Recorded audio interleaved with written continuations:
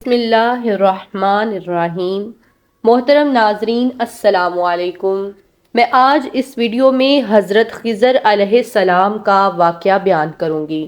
ناظرین، ویڈیو میں آگے بڑھنے سے پہلے اگر آپ نے ابھی تک اس چینل کو سبسکرائب نہیں کیا یا آپ اس چینل پر نئے ہیں تو ہمارے چینل اسلامک ٹاکس کو سبسکرائب کریں تاکہ آنے والی تمام ویڈیوز آپ تک پہنچ سکیں۔ ناظرین، ایک مرتبہ حضرت خضر علیہ السلام دریا کے کنارے بیٹھے تھے۔ اتنے میں کسی سائل نے آ کر ان سے سوال کیا کہ میں آپ سے اللہ کے واسطے سوال کرتا ہوں، مجھے عنایت فرمائیے۔ یہ سن کر حضرت خضر علیہ السلام پر بے ہوشی طاری ہو گئی۔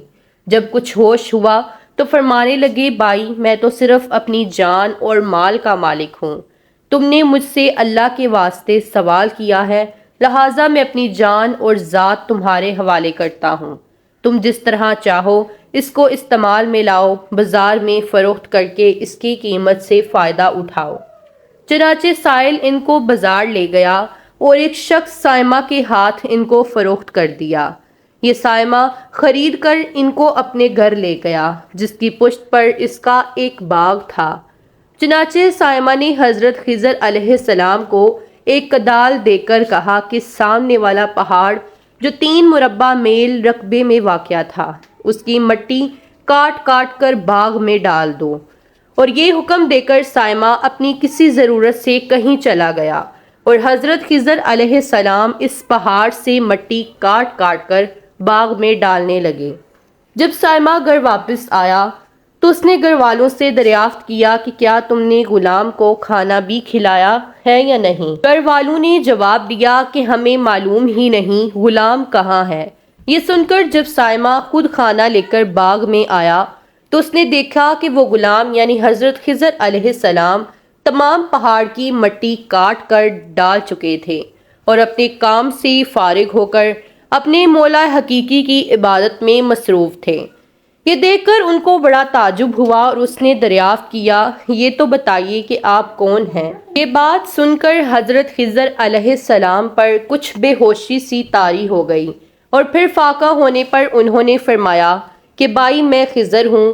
جس کو سن کر سائمہ کے ہوش اڑ گئے، تو نے یہ کیا کیا؟